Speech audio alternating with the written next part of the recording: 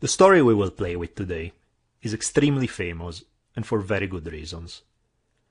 Rather than being confined to the pages of a history book, it has become part of American popular culture. In 1993, when the super successful Got Milk advertisement campaign was launched, it dedicated its first commercial to this very story. If you are not from the United States, this pop cultural reference may escape you, and perhaps you may not be quite as familiar with the story itself. In either case, it's a great tale that I'm excited to explore today. On July 11th, 1804, two men who had been political enemies for over 15 years, Aaron Burr, who was at this time the vice president during Thomas Jefferson's first term, and Alexander Hamilton, who had been the very first Secretary of the Treasury of the United States, and had been George Washington's right-hand man for quite a while, plus he was the leader of the Federalists. These two politicians left Manhattan in separate boats in the early hours of the morning. They landed in New Jersey and met each other for a duel. They pulled out their pistols and shot at each other. Now let's try this again until it really sinks in. These are two of the leading political figures in the United States of the day. They decided they were not content trading insults and trying to slam each other's policies. It's normal in politics. But they met in a formal duel, drew their guns, and fired with life-changing results for both of them. We're so used to people in politics saying the nastiest things about each other with impunity. We're used to presidential debates where they tear each other to shreds and then they shake hands and smile. So to me it's sobering to remember that it wasn't always so. In a not-so-distant past, word could lead to very tangible actions. Insults to one's honor could and did lead to individuals sometimes deciding that unless an apology was forthcoming, then the time for words was over, and the time for guns was at hand. The Burr-Hamilton duel, in fact, was far from the only case of political fights abandoning the reign of metaphors and turning literally into fights. Duels in the United States in the 1700s and 1800s had become a way to test political opponents. Most of the time they weren't lethal. People died in less than 20% of duels. But if somebody backed away from a challenge, they would be forever considered a coward, and their public reputation would be ruined. Duels for the most part were about proving a man's willingness to die for his beliefs. So if you'd allow me a brief tangent, let's look at some examples. First and foremost, the 7th President of the United States, Andrew Jackson. Jackson was in a record of 13 duels. In 1806, before the height of his political career, Jackson got into a duel with a certain Charles Dickinson. Dickinson had accused Jackson of cheating over a bet on horse races between his father-in-law and Jackson. He had also insulted his wife, which was probably not a good idea considering Jackson's temperament. Since dueling was illegal in Tennessee, they crossed the border into Kentucky. Now, Dickinson was an expert marksman, and he drew first and shot Jackson. He had aimed for the heart, but the sideways stance meant it was pretty hard to hit the heart, so he narrowly missed it, and ended up breaking Jackson's ribs. Many were amazed that Jackson could stand and shoot back. Later, after the duel, Jackson stated that he would have hit him even had Dixon put a bullet in his head. He would have somehow still found the energy to shoot him back. Now, due to the very perverse ritualistic structure of duels at this time, the men took turns shooting at each other. So now it was Dickinson's turn to wait still, while Jackson took aim and shot. A few people later criticized Jackson for killing Dickinson, saying he could have shot in the air or only to wound him. But Jackson said, hey, this guy here, he shot to kill, so I did the same. So Dixon died, and Jackson survived, carrying a bullet in his chest for the rest of his life as a result of it, somehow still able to kill his opponent despite this. Here is the case of another American president, this time Abraham Lincoln. He accepted a challenge once by a certain James Shields, who was to become a U.S. senator later on. Lincoln didn't trust his chances with guns, so he challenged to using broadswords while standing on opposite sides of a really small stream. The reason for the weird rules is that Lincoln knew he had a huge reach advantage and wanted to milk the advantage for all he could. Since he was the one being challenged, it was up to him to pick the choice of weapons and setting, and that's why he chose this particularly bizarre duel setting. Now, as they were about to start, Lincoln reached on the other side of the stream and chopped a branch of a tree close to Shields. It was a way to show off his reach. Shields at that point realized just how bad things looked for him, and he suddenly remembered that this dueling business was really just all a big misunderstanding, and he had always liked Lincoln and there was no reason to have any bad blood. So he gave up, and they ended up not fighting. Let's move to another example. Henry Clay, Secretary of State, Senator, and at one point presidential candidate. He was in a duel in 1809 with a political rival, which resulted in a wounding but no killing, and he was also in another duel later in his life. Or, if you're not just talking about presidents or wannabe presidents, here we have New York Supreme Court Justice Brockholst Livingston. He killed a man in a duel over politics just a few years before becoming a judge. And besides dueling weren't the only form of political violence that could take place between sort of leading politicians. One of the most famous cases in American history goes back to 1856, when in the midst of a vicious debate about slavery that was raging through the country, Senator Charles Sumner gave an extremely harsh speech against slavery and against the authors of a pro-slavery bill, Senator Stephen Douglas and Andrew Butler. Butler's cousin was a man by the name of Preston Brooks, who really didn't take this too well, and he considered challenging Sumner to a duel, but according to the rules of the time, duels were for gentlemen of equal social standing, and he considered Sumner not worthy of this honor. So instead of challenging him to a duel, along with a friend by his side, Brooks approached Sumner in the Senate while Sumner was sitting at his desk, and Brooks proceeded to beat the living hell out of him with a cane. Sumner was hit so hard that his vision went black. He tried to get up, but Brooks kept hitting him while Sumner was trapped at his desk. Blood covered Sumner's face. Finally, he was so desperate to escape that he managed to break the desk, which was bolted to the floor, in order to try to run away from the beating. But that didn't do much for him, because the beating continued, as Sumner was blindly trying to find a way out. Brooks even broke his cane on his head, but kept beating him with the remaining piece. Eventually Sumner passed out unconscious, and yet Brooks kept beating him still. Some senators tried to step in, but Brooks' friends prevented them. Congressman Lawrence Keith, in particular, drew a gun in an effort to convince Good Samaritans that perhaps they had better things to do than get involved. Eventually Brooks decided it was enough. By this point, the floor of the Senate chamber was soaked in blood.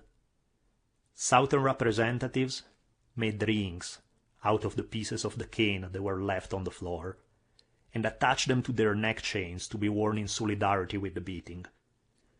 Brooks was actually quite happy with the idea that his cane was treated like a sacred relic, and in the days to come many people in the South sent him new canes, some with inscriptions, "Hit him again," just to make sure he wasn't running out of the necessary tools to carry out the job.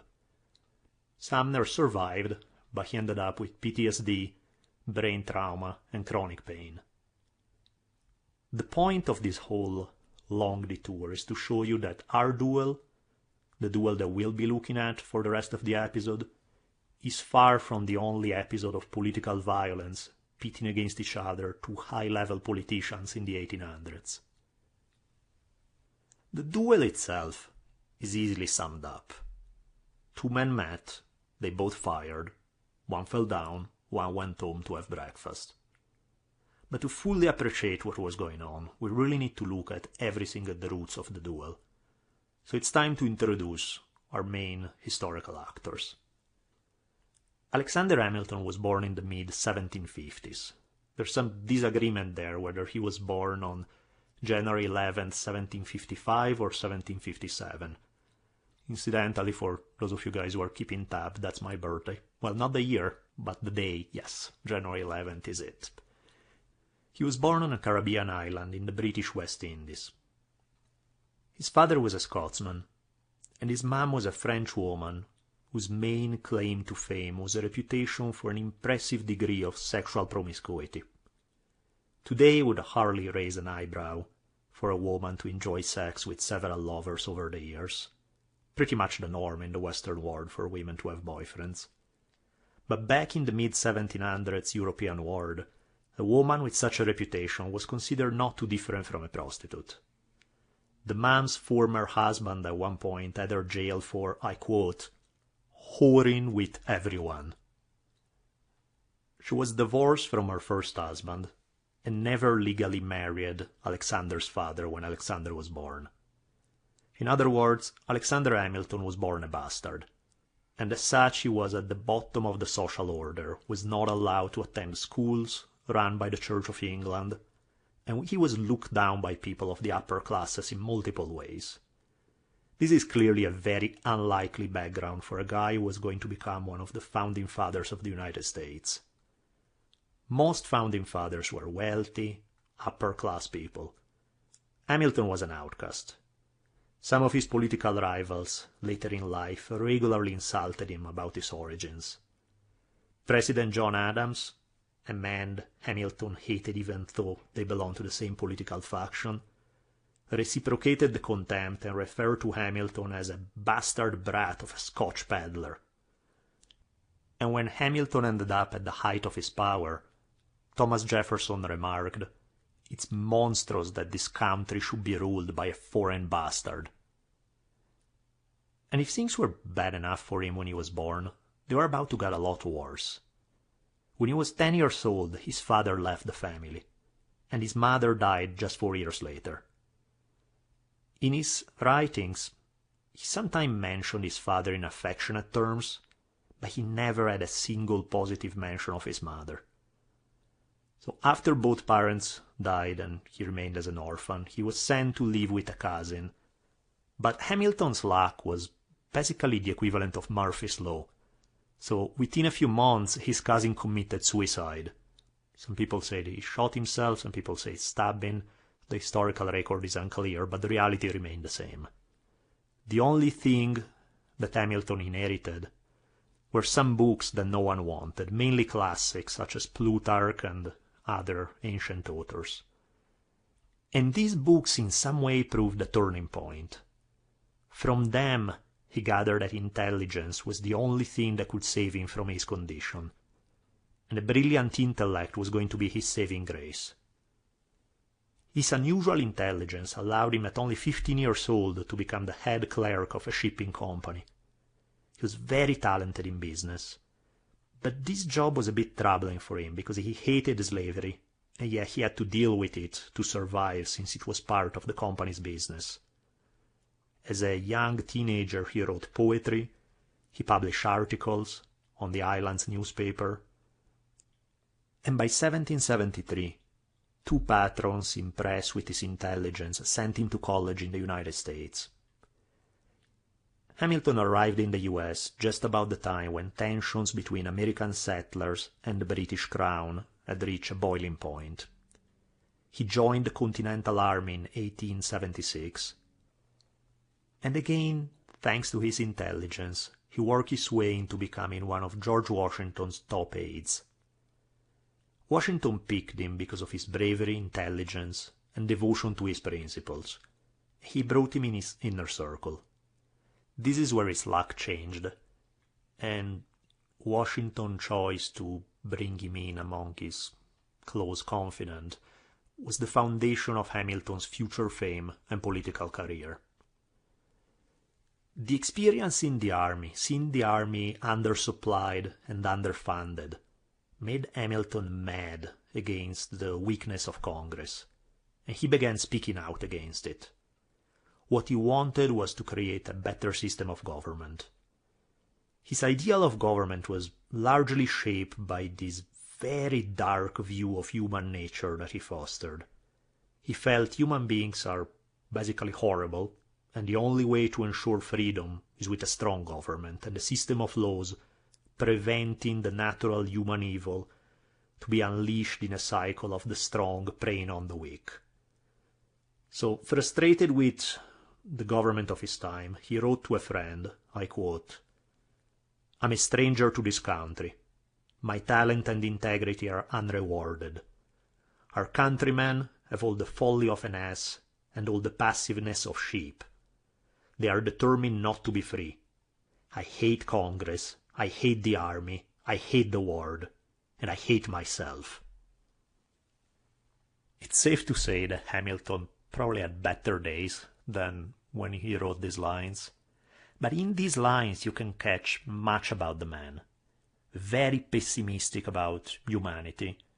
Always this feeling of being unappreciated, and as such having this driving desire to build a name and reputation for himself. And also a borderline manic-depressive state in the intensity of his feelings. It's common opinion that he was a genius, but it's also common opinion that he had major tragic flaws as a human being.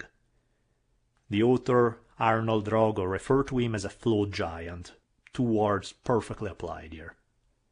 Now, despite his not exactly cheerful disposition, Hamilton managed to marry a woman from a very rich family. Her name was Elizabeth Schuyler. Her father was a general in the Revolution.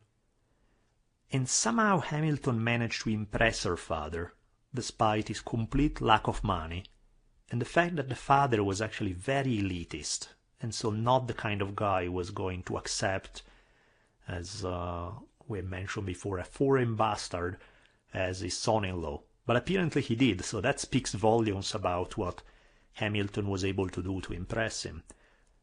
Largely this happened because everybody knew that George Washington had a soft spot for Hamilton, and that clearly went a long way. So this was one of the many doors that Washington opened for him. In not so indirect way, Washington's support led to this high-born lady accepting to share her bed with a bastard from the Caribbean and to have his kids. Hamilton led the first charge at Yorktown, so that speaks quite a bit about his bravery. In fact, many people commented about his almost insane, suicidal desire to gain honor despite possible consequences. So he just silenced his survival instinct, and he was the very first to reach the British lines. On that day, the stars were on his side. He survived the charge and gained even further reputation for bravery. After the war, demonstrating yet again both his single-minded drive and his intelligence, Hamilton went through the 1700s equivalent of law school, which was typically about 3 years of studying, in a 6-month period. Washington always cared for him, and kept him under his wing. So it's in part thanks to Washington's patronage that Hamilton became part of the Constitutional Convention. Those among you who like the idea of state power may not be so fond of Hamilton, since he was one of the main voices pushing for a strong central government rather than separate states.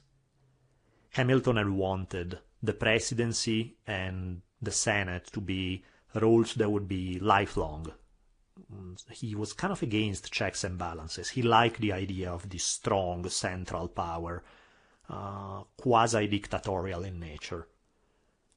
Again, I quote from Hamilton just to give you a window into his thoughts. "I am not much attached to the majesty of the multitude. I consider them in general as very ill qualified to judge for themselves what government will best suit their peculiar situations." So, translating it in simpler language, basically Hamilton considered democracy a disease. He had no faith in citizen participation in government, And so it's not exactly a surprise that this type of comment, it's probably safe to say that this did not do wonders to endear him to some people. It's actually probably safe to say that most people didn't like him. They saw him as arrogant, they saw him as pushing this semi-dictatorial type of government. But the fact that Washington trusted him made other people respect him, regardless of his somewhat less than personable nature. Along with James Madison and John Jay, he wrote the Federalist Papers to argue for a strong central government, against the fears of people who were concerned that central government would be another oppressive regime, just like the one they just overthrew.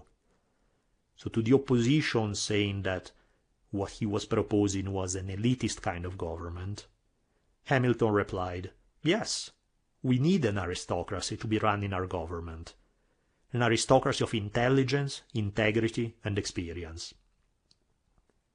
So Hamilton had really no problems with the Republican criticism on concentration of wealth in the hands of the elite. He was a big friend of the wealthy and not exactly sympathetic to the masses. Regardless of whether you agree with his political ideals or not, Hamilton did play an important role in getting the Constitution ratified, and he was rewarded for his service by George Washington with the post of Secretary of the Treasury, which was clearly a very high office in the very first cabinet in the United States. Now, at the founding of the United States, the initial plan was to have no political parties. The goal was to just have individuals run as individual candidates, not as members of particular parties. The reason being was to avoid artificial factionalism and people voting for party loyalties rather than because they felt that a certain policy was truly the best idea. Which sound great, because even today you see people who they would vote one thing or its exact opposite. It all depends on who are the other guys supporting it. If somebody supports it, they'll vote the opposite, even though it may be what they want. It's very bizarre, the whole system in the US, and for that matter, not just in the US, in many parts of the world, the same thing happened. In any case, regardless of the original intention, the quickly alliances developed, and these alliances also quickly gave way to formal political parties. Now, the name of the parties have little connection with modern political philosophies of respective parties. One of the main parties, in fact, was referred to sometimes as the Democratic Republicans, or in some cases just the Republicans. They were seen as more the People's Party. However, their leaders were just as rich and just as the elite of society as the leaders of the Federalists were seen as the more kind of upper-class type of party. In his role as Washington's right-hand man, Hamilton made a deal with Jefferson.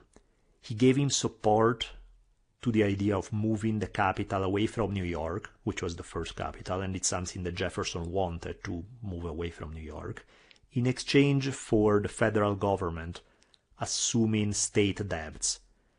Why was this important? Because this move, this idea of the federal government taking the debts accrued by the states, ended up giving more power to the federal government, which is something that Hamilton wanted. In terms of his personal life, by this time, Hamilton had 5 kids with his wife. By the time he's done, he'll have 8 overall. Now, despite partially shaping the destiny of the United States and impregnating his wife every other minute, Hamilton apparently still had some spare energy, so he ended up having an affair with a Maria Reynolds. Hamilton was known as a womanizer. Martha Washington had nicknamed their cat, who was notorious for chasing every female cat around. She had called him Hamilton. Many rumors suggest that Hamilton had an affair with his sister-in-law and with several other women. Now, this Maria Reynolds is important because she had visited Hamilton's house when the kids and his wife were gone, and she told him a sob story about how her husband had run off with another woman and left her penniless, so she asked for his help. Hamilton promptly went to visit her to bring her money, and quickly began an affair with her. Soon after this, Maria Reynolds' husband, wrote Hamilton, acting all mad. He found out about the affair and he was all mad, but he would let it go if Hamilton would pay up. So Hamilton began paying extremely expensive bribes. At some point, it was half of Hamilton's yearly salary. And the arrangement was that he could keep sleeping with her, though. So some people think that Maria Reynolds' husband, James, well, we know he was a criminal, but some people think that he kind of put up his wife to it in order to blackmail Hamilton. Reynolds began boasting around that the Secretary of the Treasury was giving him insider's tip to speculate on government securities. He was eventually arrested, and they found on him money that Hamilton had given him to buy his silence about the affair. So the question on whether Hamilton was into a partner in these illegal activities came up. He was accused of corruption, and because of this, he was approached by 3 members of Congress, including the future president and Jefferson's friend, James Monroe, which is something very important, as we'll see later. They were investigating whether Hamilton was giving this guy insider's information plus Congress money. Hamilton offered proof of his infidelity. He admitted to the affair, and he admitted to being blackmailed. But he was adamant about the fact that this was his money, and, he was like, no, my public honor is intact. I just cheat on my wife and I'm being blackmailed, but I didn't really cheat on Congress. So it was kind of strange how this played out, because he admits having an affair with a married woman, but he insists that he didn't really do anything improper in his political career. Somehow he believes that his confession will absolve him of wrongdoing now, and none of this will ever be heard from again. And yet one can't help but smile just how naive he is about the political game. He obviously doesn't understand how the game works. I mean, the idea that this will be a big deal for Hamilton's political career. 5 years later, the same story will be picked up in the press by a journalist accusing him of insiders trading. And this was the reason why it was picked up, because it was 5 years later Hamilton was in a big rivalry with Jefferson, and Jefferson probably told some of his allies in the press to dig this up and use it against Hamilton. Hamilton's power had been growing under Washington. He had pushed adopting a national currency and create the ancestor of the Federal Reserve. So this push for strong central government made him several political enemies. Thomas Jefferson in particular saw Hamilton as a threat to individual liberty. Both of them, both Hamilton and Jefferson, were big on the idea of freedom, but they had radically different ideas about what freedom actually meant. One believed that freedom could only be guaranteed by a strong government. The other believed that freedom is guaranteed by having a weak government. So clearly they did not see eye to eye, and this brutal feud developed between the two. Both started slander campaigns in the press and so on and so forth. So Jefferson's henchmen used the evidence of the Reynolds affair to tarnish Hamilton's reputation, just in case he decided to run for president. Just a good smear job there. And again, 5 years later, Hamilton confessed the affairs, this time in public, not just to this small congressional committee, and he admitted to, yes, I had an affair with this woman in order to shoot down the charge that he had essentially stolen government money to pay off the bribes. Jefferson's supporters just couldn't believe their luck. Here was the Federalist leader openly doing an insane amount of damage to himself. He didn't think twice about causing immense pain to his wife to keep his reputation as a public official.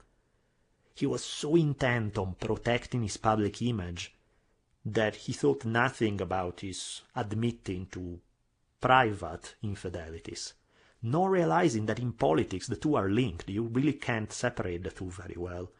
But he clearly wasn't up to this part of the game yet. He wasn't quite savvy on this.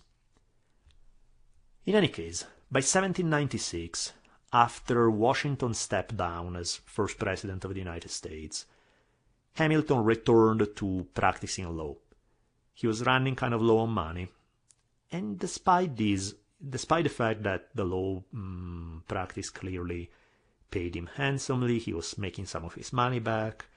Even when technically he was out of politics, Hamilton was still seen as the leader of the Federalists, now that Washington had stepped down. Just a couple of years later, when it looked like the United States was going to end up possibly in a war with France, Washington came out of retirement and nominated Hamilton his second-in-command for running the army, which is something that did wonders to rehabilitate Hamilton after the humiliation of the Reynolds affair. Even other Federalists didn't like Hamilton. John Adams, for example, the second president of the United States, really didn't like him. When John Adams was running for re-election in the year 1800, Hamilton wrote some pamphlets demolishing Adams' reputation. Adams considered Hamilton, I quote, "a man utterly devoid of moral principle." The rivalry between the two was so nasty, and Hamilton in particular was the most active of the two in this. He wrote a whole series of letters viciously attacking Adams' characters, and these again played into the hands of his enemies. Aaron Burr managed to get his hands on these letters and leak them to the press, thereby showing the infighting that was going on among the Federalists. And as a result of this, Hamilton indirectly favored Adams' rivals in the 1800 election, namely Thomas Jefferson and Aaron Burr. All the infighting upset the moderates, who blamed Hamilton for the loss in 1800s. Quite a few people began to see him as a loose cannon, as unstable. And in some ways, Hamilton, with this fight with Adams, began the collapse of the Federalist Party. He kind of forced this internal division that existed, that was simmering, but being brought to the light made it very hard to reconcile. So Hamilton basically destroyed the house he had built due to his personal rivalry with Adams. Noah Webster, in case the name sounds familiar, because besides being a Federalist, he's the guy with most of our dictionaries in the US. That's where the name comes from. Noah Webster mentioned that Hamilton's ambition, pride, and overbearing temper would make him, and again I quote, "the evil genius of this country." So that's saying a lot. Most of them, just about everyone, considered him a genius. Nobody had anything to say about his intelligence. He was clearly very, very talented. But sometimes this was an intelligence that didn't always work for his benefit, or even for the benefit of those close to him. He was smart, but safe to say, probably not wise. Well, so much for Hamilton. Let's take a look at the other big main character in our story. In plenty of ways, Aaron Burr is the exact opposite of Hamilton. He came from the aristocracy. Burr's family had been made of New England Puritans, very strict about matters of religion. His ancestors had arrived in 1630, and his father had been a president of Princeton University. His grandfather was that Jonathan Edwards, who had been instrumental in shaping the Great Awakening of 1735. His cousin was president of Yale, so, we're not exactly talking about the bums on the street here, we're talking about the elite of the elite. Burr was really not interested in a lot of what his family was doing. Particularly, he had little space in his life for the severe gloominess of the Puritan worldview. He was much more interested in having a good time. He loved the philosopher Jeremy Bentham, who argued that morality should be based on what creates the most happiness for most people, and that the key goal in life is pleasure. To the sermons about hellfire and damnation, Burr preferred hunting, drinking, and women. And women definitely returned his attention, since Burr was known to be particularly charming. His wife died in 1794, and both before and after, Burr was known to have had many love stories, and according to many ladies, he had illegitimate kids with many of them. As vice president, as he will be starting in the year 1800, he had mistresses in at least 4 different towns. Clearly, Victorian morality was still a few decades away. And by the way, it makes you wonder where he found the energy. Seriously, mistresses in 4 different towns? Well, good for him, I guess. One of his early biographers remarked that it was, I quote, truly surprising how any individual could have become so eminent as a soldier, as a statesman, and as a professional man, who devoted so much time to the other sex as was devoted by Colonel Burr. For more than half a century of his life, they seemed to absorb his sole thoughts. His intrigues were without numbers. Part of the reason why women liked him a lot was that he was pro-women rights long before this was fashionable. He treated women very well and as actual people with something to say, rather than simple playthings designed exclusively to birth his kids, have sex with him, clean his house, and fix his food. He was very much one of the few Americans who were in favor of women's education. He had taught his daughter Theodosia personally, and as a result she was extremely well educated. When he had married, this was a rare case of a guy who actually loved his wife at a time when really marriages were not about love at all. He gave every opportunity to his daughter as if she were a son.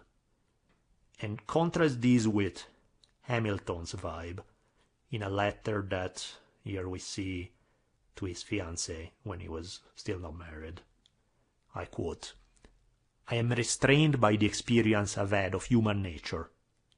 Some of your sex possesses every requisite to delight and inspire friendship, but there are too few of this description. Do not, however, suppose that I entertain an ill opinion of your sex. I have a much worse one of my own." Again, it's not that difficult to see which guy you'd want to sit close to at a party. Burr very much enjoyed life. Hamilton had the reputation of a bit of a killjoy. But despite all these differences, they also had some similarities. Despite the upper-class background, Burr had had a rough childhood. First in 1757, his father had died of smallpox.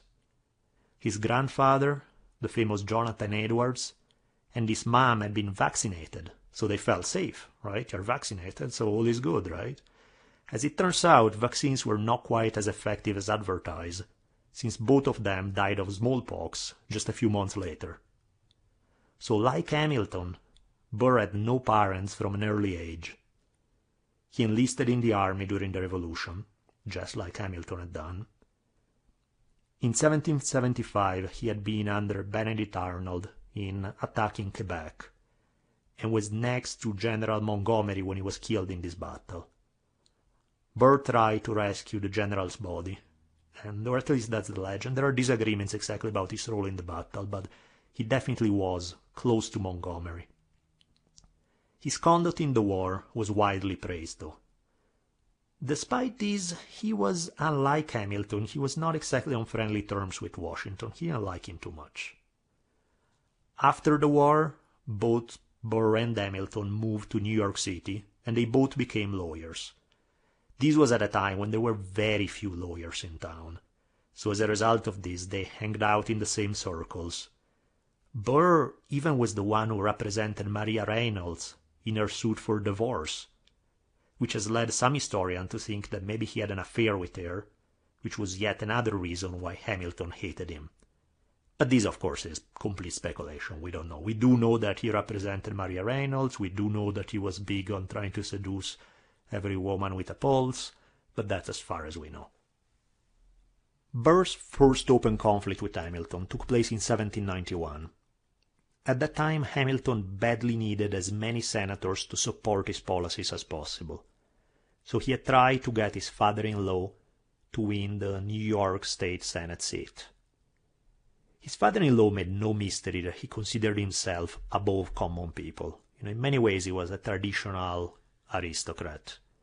So not surprisingly, most people didn't like him.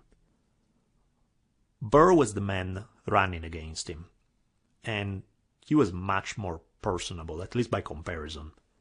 Burr was not all that controversial policy-wise, but he was well hooked up with businessmen financing his campaign, and he was seen as charming by voters. Hamilton had offended a powerful New York family, the Livingstons, by not supporting one of their own during an election after they had helped him. This was definitely one of the biggest mistakes of Hamilton's political career. So the Livingstons allied themselves with the governor, who was named George Clinton, not the guy from Funkadelic, that's a different George Clinton, and they worked to block Hamilton's father-in-law to win a second term in the Senate. Burr had been Hamilton's ally against Clinton for a while, but he had got turned off by Hamilton's arrogant manners and his my way or the highway kind of attitude. To him, politics were a mean to gain power, more wealth, more prestige, more women. That's what Burr was into.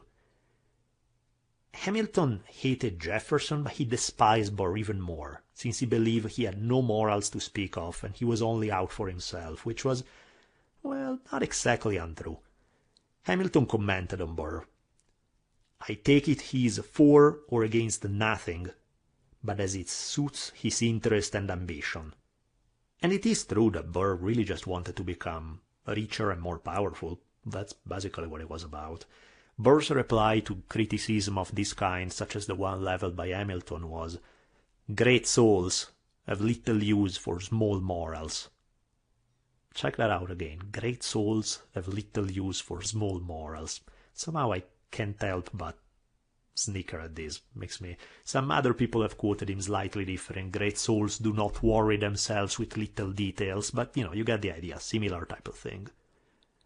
In another occasion, Hamilton had said, "I feel it is a religious duty to oppose his career." Well, despite Hamilton's religious duty, Burr won anyway. So from this point on, Hamilton made it his life mission. Well, maybe not his life mission, but he made it one of his priorities to try to oppose Burr's career in any way possible. If this early match went to Burr, there will be two more going Hamilton's way. Round 2 of the Hamilton-Burr political rivalry was a big one, and it came with the presidential election of 1800. Burr ran with Jefferson on the Democratic-Republican ticket, against John Adams, who was the Federalist incumbent. The understanding between them was that if they won, Jefferson would become president and Burr vice president. As mentioned earlier, even though both Hamilton and Adams belonged to the Federalists, they hated each other. Hamilton was desperately trying to get a different Federalist candidate other than Adams to be elected, but all he achieved was create an internal fight among the Federalists and indirectly helping the Democratic Republicans. The Electoral College rules at the time gave each elector 2 votes for president, with the candidate receiving the second most votes becoming vice president. The Republican Party plan was to have 72 of their 73 electors vote for both Jefferson and Burr, and with one of them voting only for Jefferson, so Jefferson would get the presidency and Burr the vice presidency. However, someone clearly must have not gotten the memo, since Burr and Jefferson tied with 73 votes each. The United States Constitution stated that in the event of no candidate winning a majority, the election was moved to the House of Representatives, which was controlled by the Federalists. Even in the House of Representatives, the first result was a tie, and the tie continued for 5 days. There was a very real chance that Federalists may vote for Burr just out of spite for Jefferson, and thereby complicating things among Democratic Republicans. Hamilton hated Jefferson and opposed his political views passionately, but he hated Burr even more, so to the point that he even saw Jefferson as the lesser of 2 evils. Until the year 1800, Hamilton had been nice enough to Burr's face, even during the earlier political rivalry. They had worked together on a law case, their daughters were friendly to each other. Hamilton and Burr actually won a fraud case that won the biggest judgment awarded by an American court up until that time. And yet at this point, Hamilton dropped the mask and he threw his political weight to oppose Burr's shot at being president. Again I quote from Hamilton, "Burr loves nothing but himself, thinks of nothing but his own aggrandizement, and will be content with nothing short of permanent power in his hands." Some authors argue that Hamilton hated Burr because he was afraid that he could switch parties and become the new Federalist leader. Regardless of the reason, Hamilton convinced one congressman to switch vote so that Jefferson would become president and Burr vice president. There are some historians who question how big of a role Hamilton really played in preventing Burr from reaching the presidency, and instead some of these historians argue that Burr just played his cards very poorly. Burr could have tried to jockey for votes by lobbying with congressmen still on the fence, but he didn't. He didn't want open war with Jefferson. He said he was loyal to Jefferson, and yet he never said that if the Federalists voted for him, he would refuse to serve, as Jefferson had wanted him to do. So he didn't really do enough to avoid Jefferson's being mad at him, but he didn't do enough either to get votes. He just remained in New York without getting into the fray. Delaware's congressman, James Bayard, was disgusted with Burr's timidity, so he voted for Jefferson. Bayard said that Burr's lack of drive here, and I quote, "gives me but a humble opinion of the talents of an unprincipled man." Despite this possible success, depending on which historian you listen to, Hamilton's political career was going down the drain. Shortly thereafter, in 1801, Hamilton was humiliated when he couldn't get elected his sister-in-law husband to governor of New York. Hurting Burr in some way was the last thing in which he could flex his muscle and play a big political role. So here we saw Hamilton was able to influence the outcome of a presidential election, again at least if we listen to the historians who believe that he played this role, and at the same time demolishing his own party and much of what he stood for. This in some ways Hamilton wrestling with his own demons. Hamilton was clearly intolerant of opposing viewpoints. He was very determined, very sure of his conclusions, and quite vocal in expressing disagreement against other politicians. He completely lacked any type of diplomatic tact. Had he played poker, he would have been terrible, because he always wore his emotions on his sleeves. In an environment in which people took seriously their reputation and were ready to take offense in a heartbeat, Hamilton's trash-talking was almost guaranteed to create enemies for him. Historian Carl Walling writes, "Hamilton, he was a great statesman and a terrible politician. He could not make himself speak what he thought was untrue. He was too honest, too candid. People could provoke him by attacking his honor in such a way that he became extraordinarily self-destructive.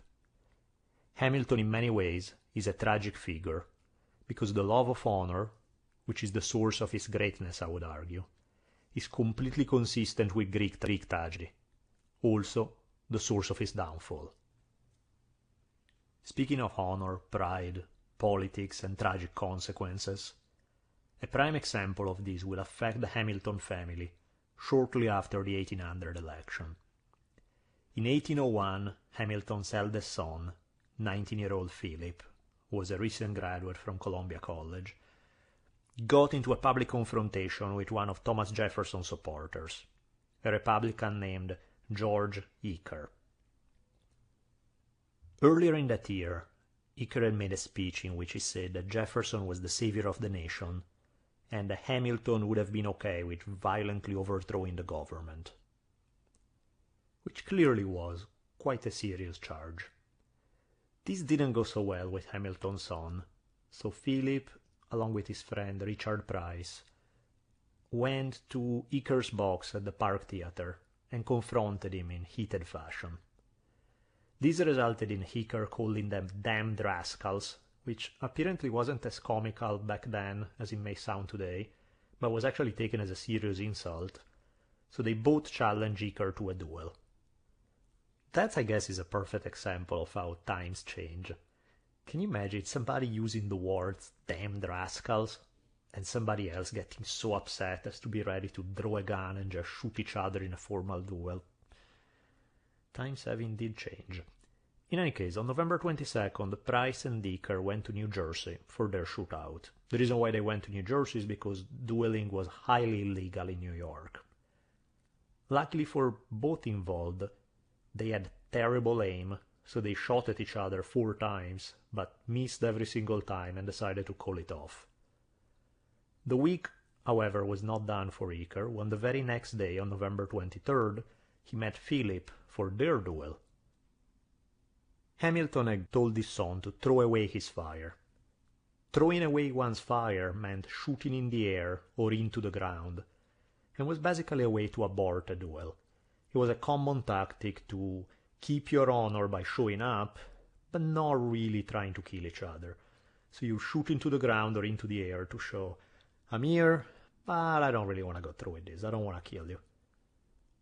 William Pitt, for example, the Prime Minister of England, had thrown away his fire in a duel.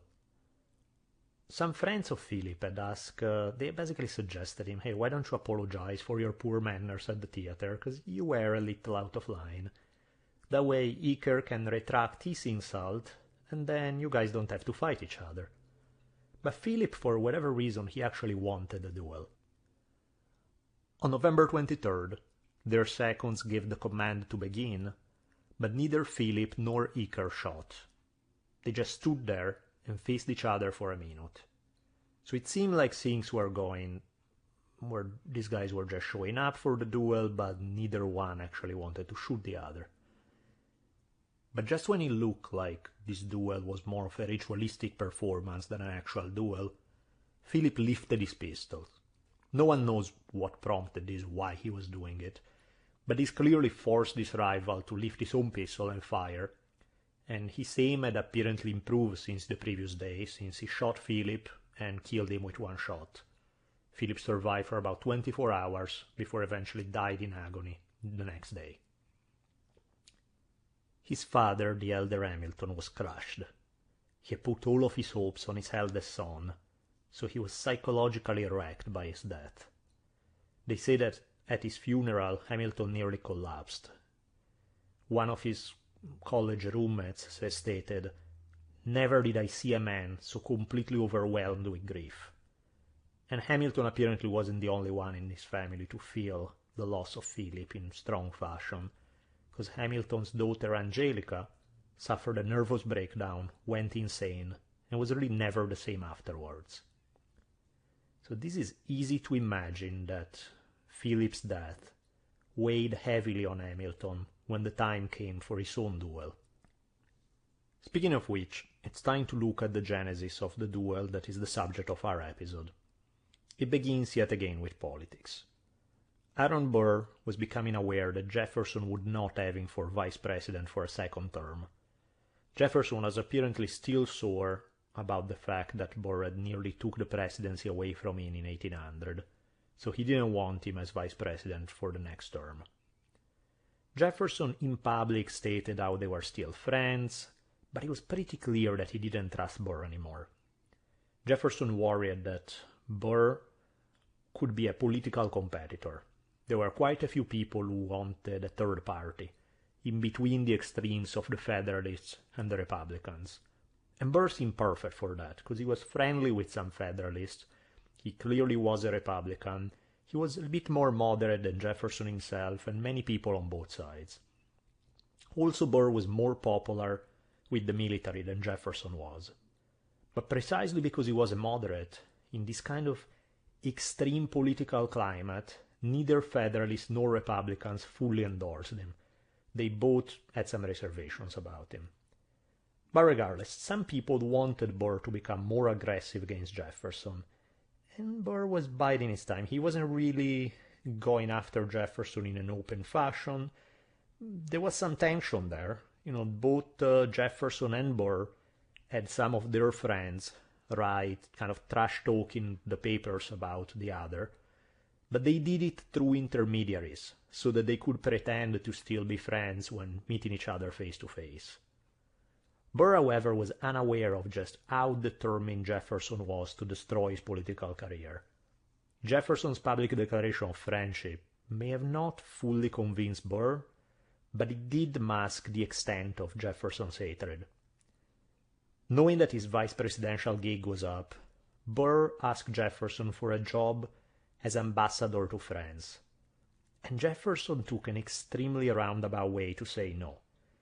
So Burr realized there really is no future for me in the Jefferson administration, so his one option to keep his political career alive was to run for governor of New York. So the 1804 election was when Hamilton began his third battle with Burr. In case you have short attention span, here's your reminder that the first one was the Senate race when Burr had gone against Hamilton's father-in-law. The second one was during the presidential election of 1800. And here is the third one, in 1804, when Burr is running for governor of New York. Hamilton was a little bit worried that, as his own party, the Federalists, were beginning to collapse, some of them were looking for a new leader, and a few of them thought that Burr, as a moderate Republican clashing with Jefferson, could actually switch and become a Federalist leader. So there were quite a few Federalists willing to vote for him during this election. This is why Hamilton instead launched a campaign against him. He looked for other Federalist candidates to take votes away from Burr, and he was even willing to support a different Republican candidate just as long as Burr wouldn't get elected.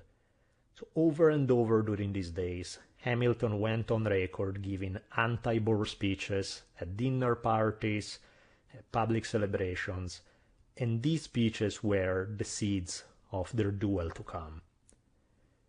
At this time there was a plan circulating among some politicians to initiate a secession of New England from the Union. And Burr showed himself willing to discuss this plan. He didn't fully support it, but he gave them hope that maybe he could be on board.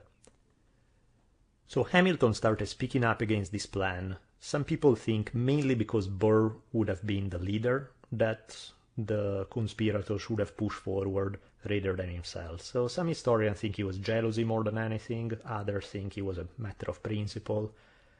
Regardless, the end result of the 1804 election will be that Burr will lose his bid to another Republican candidate named Morgan Lewis. And as a result of this, Burr was super depressed. It looked like this was the end of the trail for him, the end of his political career. He really had no future. Clearly he was angry. Probably he was looking for a scapegoat and someone to blame. And it's not that much of a stretch to figure out that one man would be at the top of that list. The man who, according to some, had robbed him of the presidency and was now tarnishing his reputation with some very public attacks just to make sure that he didn't win the election, which in fact he did not. Now, some people argue that Hamilton had not played as big of a role as others attribute to him in making sure that Burr would lose the election. Again, this is speculation because historians argue about these things all the time and there's no way to know for sure. But we do know that Burr was definitely in a bad mood and was looking for some kind of revenge. The seeds of the duel are found in a letter that was published in the Albany Register, indicating that a certain Dr. Cooper had heard Hamilton make very negative remarks against Burr, and he also stated that he could provide a, I quote, still more despicable opinion, which Hamilton had expressed toward Burr. A Burr supporter, a lawyer named William Van Ness, on June 18, 1804, arrived at Hamilton's law office with Burr's letter in hand. The letter, I'm gonna quote extensively, forgive the convoluted language, but that was just the way this guy spoke in the early 1800s. The letter, summed up, goes something like this. Sir, I send for your perusal a letter signed C.H.D. Cooper, which, though apparently published some time ago, has but very recently come to my knowledge. Mr. Van Ness, who does me the favor to deliver this, will point out to you the clause of the letter to which I particularly request your attention. You might perceive, sir, the necessity of a prompt and unqualified acknowledgment or denial of the use of any expressions which could warrant the assertions of Dr. Cooper. I have the honor to be your obedient servant, Aaron Burr. It's funny how these guys express themselves. In a letter that basically is calling Hamilton out and beginning posturing for a duel, Burr signs himself, I have the honor to be your obedient servant, Aaron Burr. Yes, I have the honor to be your obedient servant, and I'm dying for a chance to shoot you in the heart, but that's how these guys play the game. Hamilton must have known that Burr was looking for a duel, but he didn't want to give him the satisfaction of apologizing. And yet he couldn't really deny having said terrible things about him either, so he was kind of evasive in his answers. Hamilton asked for specific expressions. He said, either quote what it is that I'm said to, what is that I'm accused of having said, or don't bother me. Just don't make it specific or don't bother me. Hamilton's reply was kind of dismissive and definitely hostile. And really this boiled down to the fact that Hamilton couldn't apologize to Burr, or he would lose influence. He was trying to avoid the duel, but was also fatalistic about it. I quote from some of his writings, I trust, on more reflection, you will see the matter in the same light with me. If not, I can only regret the circumstance and must abide the consequences. To say that Burr was not satisfied with Hamilton's replies, to put it mildly. He said that his vagueness was no explanation at all, and he added, political opposition can never absolve gentlemen from the necessity of a rigid adherence to the laws of honor and the rules of decorum. I neither claim such privilege nor indulge it in others. The common sense of mankind affixes the epithet adopted by Dr. Cooper, the idea of dishonor. It has been publicly applied to me under the sanction of your name.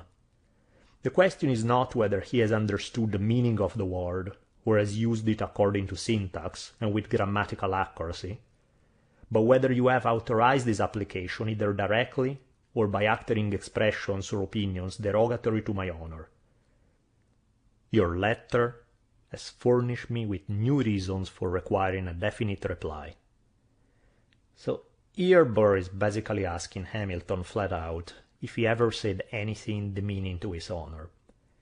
And Hamilton, much like he did after the first exchange, keep dancing around the point. He really can't deny it, because he can't say, no, I never said anything offensive to your honor, because he had, and it would be a lie that would eventually blow up in his face. People would accuse him of being a coward, of lying, just in order to get out of a duel.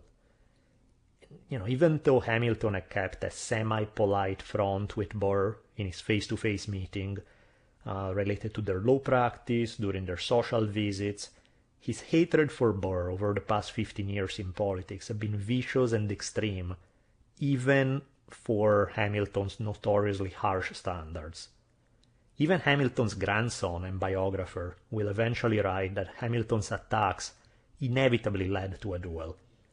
The only surprising thing was that Burr had waited so long before a challenge. Burr, on the other hand, had never really spoken badly against Hamilton in the open. But regardless of the previous history, Hamilton picked up, as an intermediary, an ex-soldier named Nathaniel Pendleton. So Hamilton gave him a letter as a reply to Burr's second letter. And it read something like this. Sir, your first letter, in a style too peremptory, made a demand, in my opinion, unprecedented and unwarrantable. My answer, pointing out the embarrassment, gave you an opportunity to take a less exceptionable course. You have not chosen to do it, but by your last letter received this day, containing expressions indecorous and improper, you have increased the difficulties to explanation, intrinsically incident to the nature of your application. If by a definite reply you mean the direct avowal or disavowal in your first letter, I have no other answer to give than that which has already been given. If you mean anything different, admitting of greater latitude, it is requisite you should explain. Now, if I were the recipient of this letter, I would challenge Hamilton to a duel just for the damn language used. This is just the most convoluted and annoying letter I've ever read. But I'll set my own personal judgmental self aside and let's go on with the story.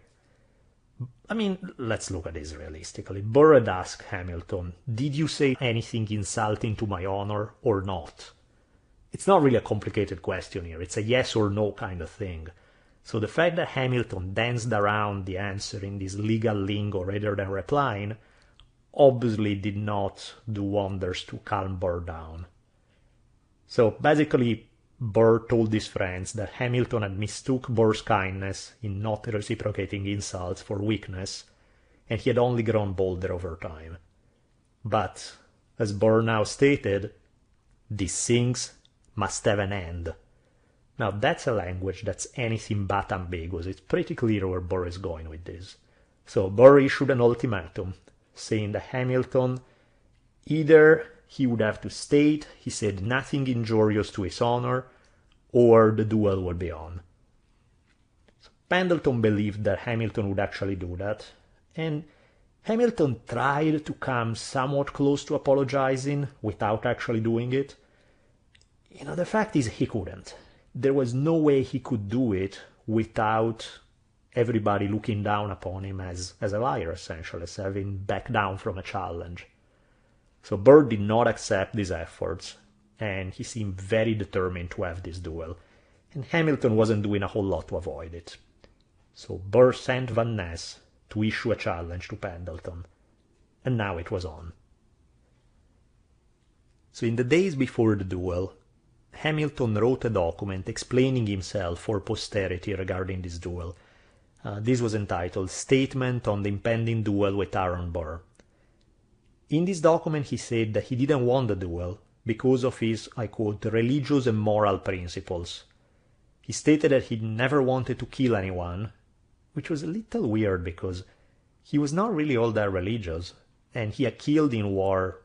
He had killed people in war prior to this. He had also challenged people to duels as late as 4 months earlier, and so this would be in self-defense. So really this statement doesn't make much sense, because he was clearly not against dueling, he was not against killing people, and his religiosity didn't really seem all that developed, so it's a strange kind of statement, but let's see, we'll worry later about what it may mean. In more believable fashion, he stated that he didn't want this duel because of concern for his wife and kids, and he wanted to make sure that he could pay back some of his creditors. He also stated he didn't want to kill Aaron Burr, that their rivalry had been purely political. But he felt that he had to step up or he would lose face. As John Quincy Adams stated years later in regard to this writing by Hamilton, Adams wrote, "Should he decline to meet Colonel Burr, some doubt at least of his personal intrepidity would be entertained by the man of military mind. He could no longer expect to be the favorite candidate for the chief military command."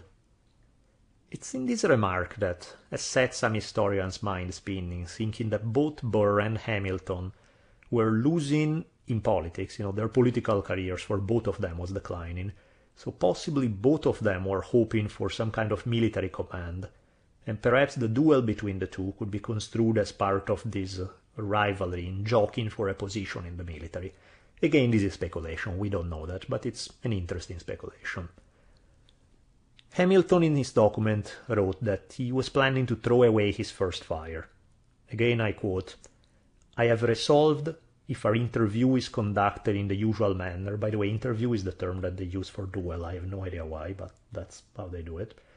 "I have resolved, if our interview is conducted in the usual manner, and it pleases God to give me the opportunity, to reserve and throw away my first fire, and I have thoughts even of reserving my second fire." Some people think that this declaration that he would throw away his first fire was really an insurance policy, hoping that he would come back to haunt Burr if by any chance Burr was able to kill him. I mean, this document would never be published if he was to survive. It was really only if he was killed. So some people think that he was just in hope to ruin Burr's career even further in case Burr was victorious. Because this story is not quite weird enough yet, on July 4th, both Hamilton and Burr attended an annual dinner of the New York chapter of a society they both belonged to, which was named after Cincinnatus, a famous Roman general. They actually sat close to each other at the dinner. I mean, think about the weirdness of that situation. Here are two guys drinking and eating at the same table, and yet both knowing that they are, at that very moment, they are planning on meeting with guns drawn the next time they see each other, and that they are going to try to kill each other. During this occasion, Hamilton sang a song which was written by General James Wolfe before getting killed while attacking Quebec in 1759. And the lyrics are quite haunting, so I'm going to quote some of them. "Why, soldiers, why should we be melancholy, boys? Why, soldiers, why, whose business it is to die?" And in a few lines later it say, "Damned fear, drink on, be jolly, boys. It's but in vain for soldiers to complain. Should next campaign send us to him who made us boys, we're free from pain. But should we remain, a bottle and a kind landlady cures all again." Considering the context in which this song was sung, this is really quite haunting. Now, Hamilton had quite a few duels before, but all of them resulted in no shootings. They were either called off at the last moment, or they showed up and threw away the fire, that kind of thing. There was one that he had with James Monroe. Remember I told you that Monroe's role into the Maria Reynolds affair would prove important? Well, Hamilton was mad about the fact that he believed Monroe had leaked confidential information about his affair with Maria Reynolds. Plus, they were political rivals. Monroe didn't like him and believed that Hamilton had caused this recall as diplomat to France at a time when there was a purge of non-federalists from government jobs. So after some nasty words exchanged, Hamilton had challenged Monroe. Under the file's small word, Monroe had asked Aaron Burr to be his second, and Burr had convinced both men to call it off. Monroe had a reputation as an expert marksman, so Hamilton was only too happy to agree to call the duel off. But the fact that Burr was the guy helping this duel to be called off, kind of avoiding the whole thing, is bizarre considering that Burr himself now ends up in a duel with Hamilton. Burr also had his share of duels. He had a duel with John Barker Church, who was Hamilton's brother-in-law, over Church's accusation of Burr's corruption in 1799. Their duel had not been just purely ritualistic. Church had shot Burr, and his bullet had gone right through Burr's coat, but didn't quite hit him. After this, Church had apologized, admitting he had no proof for his allegations. Both Hamilton and Burr kept their plans for a duel secret and did not tell their families. Both of them wrote letters to be delivered to family members if they were to be killed, Hamilton to his wife, and Burr to his son-in-law and to his daughter. Burr's relationship with his daughter is interesting. She was probably the person he loved the most in all of his life. But again, let's not get lost in sentimentality and let's get back to this manly business. So shortly after dawn on July 11th, Burr and Hamilton boarded separate boats in New York. They crossed the Hudson River and they met at this prearranged dueling spot in New Jersey. This spot was notorious. Like, anybody who wanted to have a duel would go there. It was kind of like the ground for people from the New York area to go have their duels. This was incidentally the same spot where Hamilton's son Philip had died not so long ago. To make the whole thing even creepier, Hamilton decided to use the very same pistols that had been used in the duel in which Philip lost his life for his own duel this time. Now, either Hamilton was really the least superstitious man on earth, or he was suicidal or something, because really, I mean, there's something quite creepy about using the very same guns that have been used to kill your son. Nathaniel Pendleton's Hamilton II wrote the rules for the duel. The rules were something like this. Number 1. The parties will leave town tomorrow morning about 5 o'clock and meet at the place agreed on. The party arriving first shall wait for the other. Number 2. The weapons shall be pistols not exceeding 11 inches in the barrel, the distance 10 paces. Number 3. The choice of positions to be determined by lot. Number 4. The parties having taken their positions, one of the seconds to be determined by lot, after having ascertained that both parties are ready, shall loudly and distinctly give the word present. If one of the parties fires and the other one has not fired, the opposite second shall say 1, 2, 3, fire, and he shall then fire or lose his shot. A snap or flash is a fire. So these were the official rules for their duel. Burr, his second, and a few others arrived at 6:30 a.m. Hamilton, his second, and their entourage arrived a few minutes later. Now clearly this duel, like any duel, was delicate business, because it wasn't really always clear what the intentions were. So many times the people coming up for the duel didn't really intend to kill each other. As I mentioned earlier, they would actually stop short of shooting each other. And really these duels were more elaborate performances indicating one's willingness to die for one's honor, rather than actual efforts to kill one another. It was more like animals displaying aggression rather than fighting to the death. But obviously, just like it happens among animals trying to establish rank, sometimes the display goes further than intended and people do get killed. Here, Burr and Hamilton saw each other, they formally saluted, they measured a distance of 10 paces, which is roughly about 30 feet, and as mentioned earlier in regards to the rules of the duel, the seconds would ask them if they were ready, and if yes, they would answer present. After that, they could fire. Both of them adopted a sideways stance, since it offered as little target as possible, so obviously it made sense. In the version of the affairs later offered by Burr and by his second, Hamilton had made a big show of testing the aim of his pistol, adjusting his spectacles, and other actions that were clearly not the actions of a man who was about to shoot into the ground, but rather seemed to be the actions of a man who was trying to prepare to accurately hit a target. So once they were given the command, both men fired at right about the same time. Again, the later reports will be contradictory, they will state different things, but some reports indicated Hamilton fired in the air, but rather than the typical shooting straight up, which is what you do if you want to throw your fire away, he had shot in the close vicinity of Aaron Burr's head.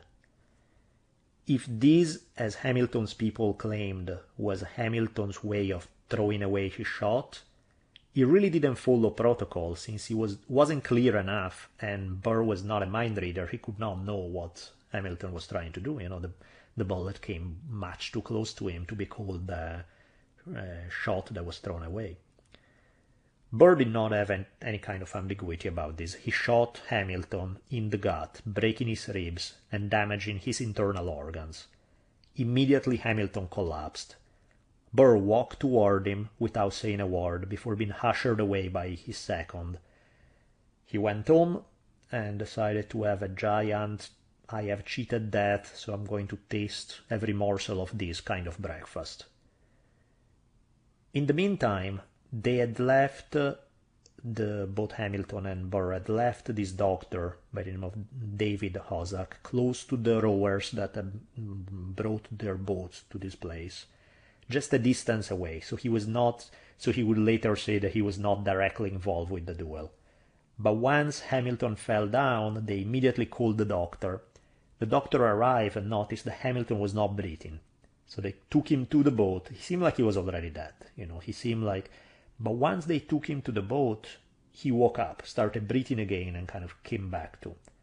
So Hosak's account states that Hamilton told him that his gun was still loaded, to be careful, and that everybody, he wanted to, with his dying breath, he was trying to make a point that he did not fire, he did not want to fire.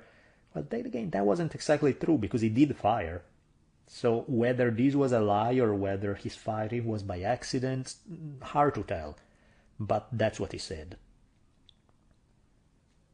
When Burr later learned of this idea that Hamilton had intended not to fire and stated this, his comment was laconic and to the point. He said, "Contemptible if true."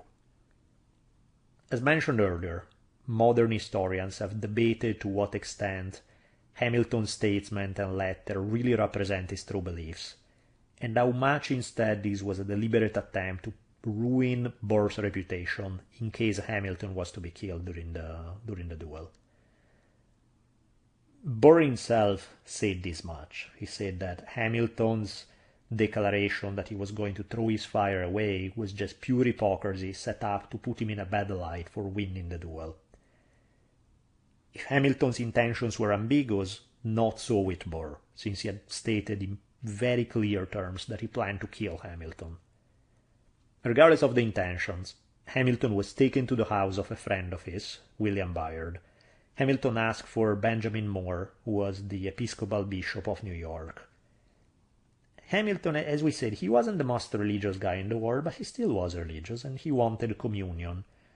Moore, however, said no, since he was wounded in a duel, he was never a member of the Episcopal Church, so he's like, why should I give you communion? But eventually, after they negotiate a little bit, he agreed to do it. Hamilton managed to survive for over a day in agonizing pain, with all of his family surrounding him. And think about that for a second. None of his family even knew that Hamilton was going to participate in a duel. See? So imagine getting that message where somebody can knock on your door, say, "Oh, remember your husband or father," depending on which member of the family may be.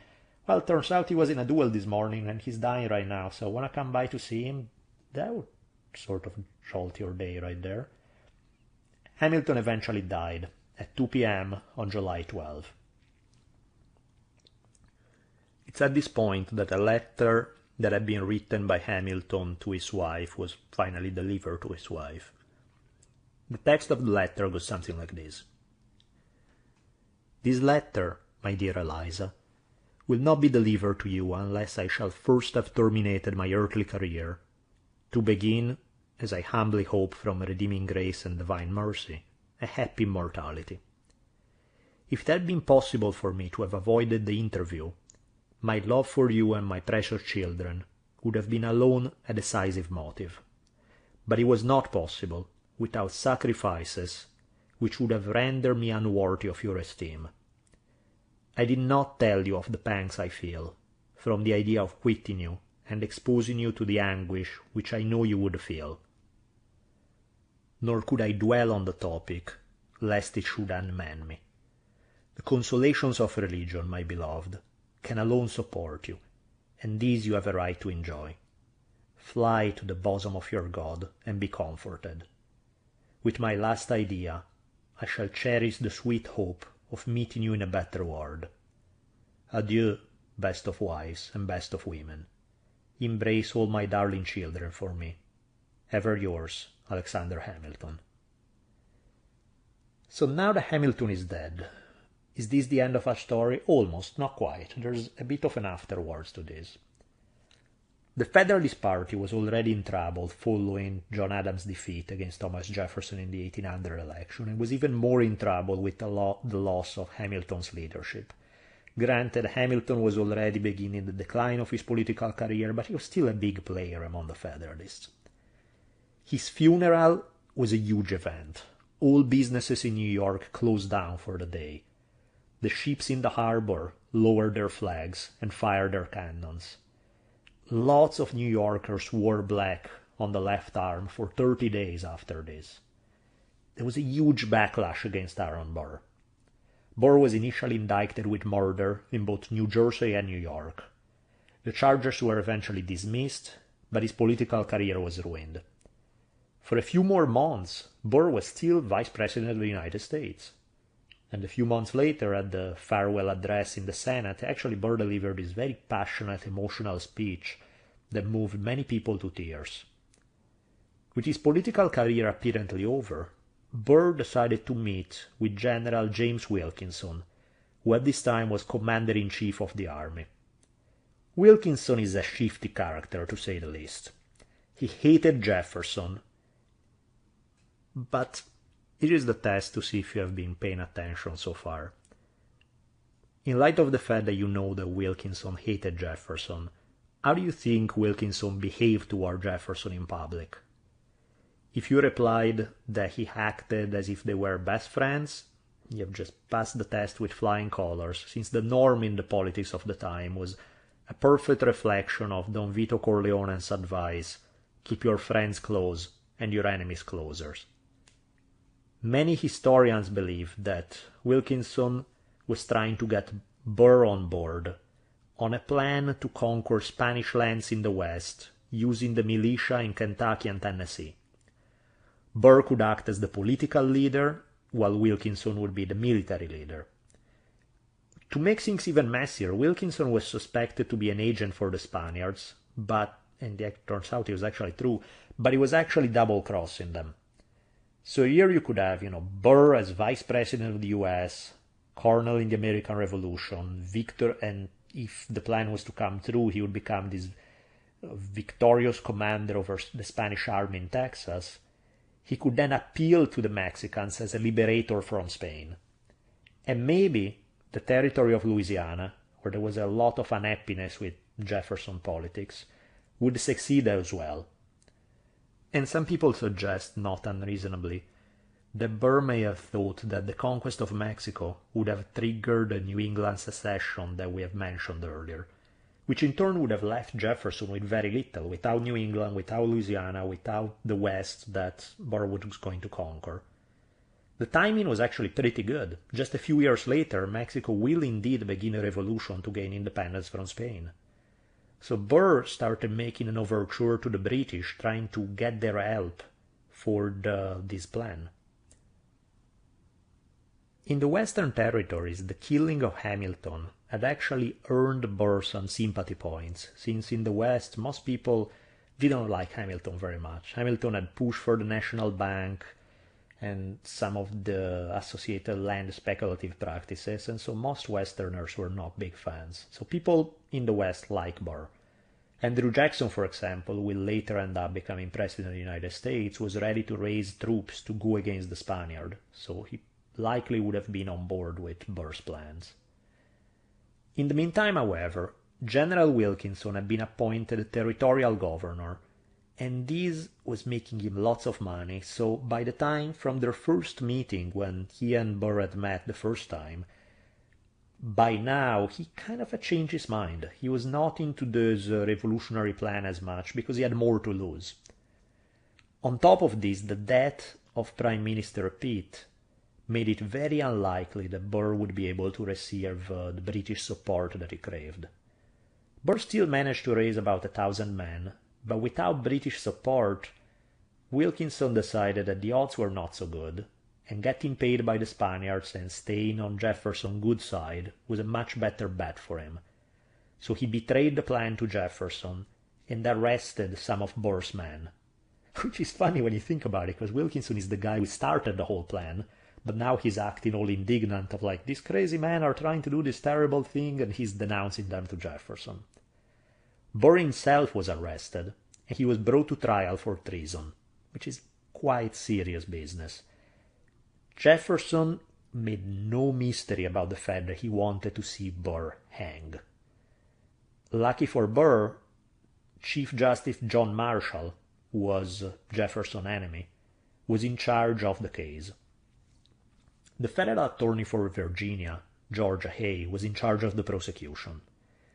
Hay was a true Jefferson loyalist who had once hit a journalist on the head with a stick for suggesting that Jefferson had had kids with a slave woman. In the meantime, in this political carousel that will be the trial, Andrew Jackson went around giving pro-Burr speeches and preaching against Jefferson. The grand jury was all formed with just about every member of the grand jury was a supporter of Thomas Jefferson, so the political element of this trial was obvious. But Marshall let Burr challenge and disqualify most of them. So it was basically this contest between Jefferson and Marshall, with Burr being the pawn in between them. One thing that hurt the prosecution was the fact that the main witness, General Wilkinson, was not there at the start of the trial. So Marshall actually allowed Burr to subpoena Jefferson to show up and for the case. Now Jefferson said, I'm going to release all documents pertaining to this, but I have matters of national security to attend to, so I can't show up. Wilkinson, however, arrived and gave a terrible performance on the stand. He ended up admitting on the stand that he had known about the conspiracy a lot earlier than he had announced it, which in turn doesn't reflect very well on him. Burr was eventually sent to trial but was found not guilty. So this big showdown between Marshall and Jefferson was won by Marshall. Despite having saved his neck here, because he literally could have been hanged, Burr was quite depressed with the fact that he really saw no future in his political career. So he traveled in Europe for a while. He kept trying to keep this plan in the back of his mind. He kept trying to revive it somehow, but he found no success here.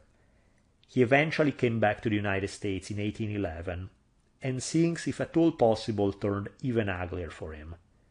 His young grandson died at that time. His daughter Theodosia, in mourning over the death of her son, decided to go to New York to see her father. So on December 30th, 1812, she boarded a vessel called the Patriot in Charleston. But the ship never arrived in New York. The rumors were that they were killed by pirates or they died in a shipwreck. Actually, these are not just rumors. These are the main two historical possibilities that have been pushed back and forth. We know that the ship never arrived, so really the options weren't too many. Either a shipwreck or a pirate attack. Both things seem quite possible considering the context of the time. Theodosia's husband died at 37 years old as a result of his heartbreak and losses over the death of his own son plus his wife. Burr decided to return to law practice and adopted a lot of kids. Some people say that some of these kids he adopted, maybe they were actually his own kids who had been illegitimate all this time. It is said that toward the end of his life, hearing of Sam Houston leading Texans to beat Mexico, he supposedly said, "You see, I was right. I was only 30 years too soon. What was treason in me 30 years ago is patriotism now." Now, there's some debate on whether he actually spoke these words or not. In some way, they're almost too perfect. But, maybe. Speaking of other quotes that have been attributed to him, and they may or may not be true, there's some debate about this one as well. The story goes that he read a novel by a certain Lawrence Stern, who preached this very live and let live kind of philosophy. And supposedly, Burr stated, "Had I read Stern more and Voltaire less, I should have known the world was wide enough for Hamilton and me." Again, awesome quote. Is it true or not? There's some debate about it. Burr eventually died in 1836. Unlike Hamilton, he never bothered to ask for communion. When the minister asked him if he believed in Jesus, Burr supposedly replied, "On that subject, I am coy." Now, this wraps a rather bizarre tale from a time when it was only mildly weird for two among the most powerful politicians in the United States to decide to settle their rivalry with guns in formal duels. Most people will look at the passing of that era, when duels were in fashion, as a step away from barbarism and toward a more civilized society. Perhaps they're right. But living as we do in an age in which any internet discussion, it could be about politics or it could be about whether you prefer cats or dogs, quickly degenerates into all-out verbal wars in which the nastiest things get to be said. In some way, part of me misses the idea that people would have to think twice before insulting someone unless they were ready to put their lives on the line. Plus, the 12-year-old in me can't help but think that duels would do wonders to ignite American passion for politics. Merge politics with the UFC, or better yet, merge politics with gladiatorial combat. Imagine a cage fight between presidential contenders. Ralph Nader sword fighting against the Monsanto CEO. Bernie Sanders with an axe going after Donald Trump equally armed. The Bush and Clinton clans meeting at dawn, OK Corral style, to settle their grievances. If any of these happen, the abysmally low American interest in politics would probably spike overnight.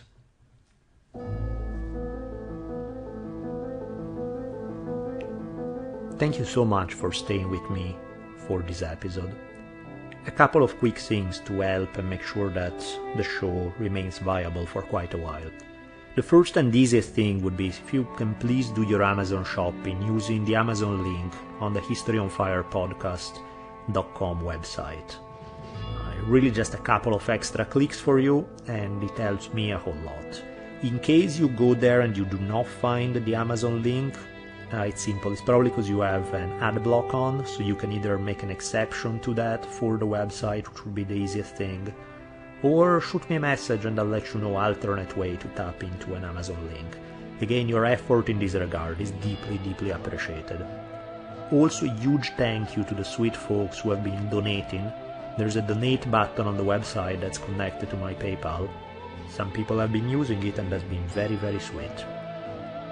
Also, for our audience members, as I mentioned in the introduction, Audible.com is offering a free 30-day trial.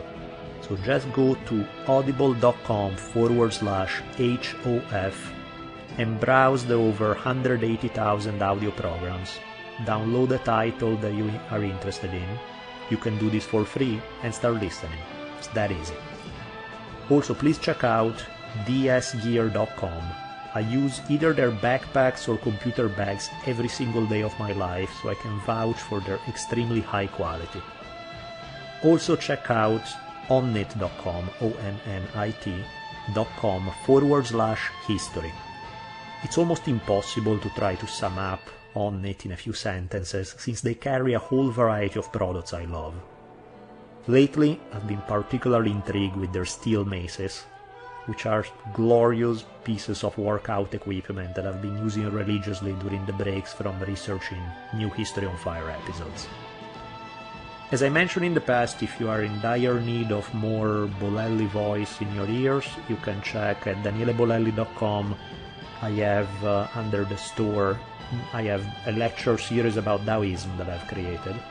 I put the link in the episode notes in case you're interested. There's 7 hours plus of material. So in case you decide to check it out. Granted, it's not history, it's a little more philosophy than history, but it's out there. Having said that, what else is there to say? I would say, there's an interesting, the next few episodes of the show, they are all going to be somewhat related. At least the next 4, maybe 5, depending on how long the material is. If you want to find out a little bit about what the immediate future holds for History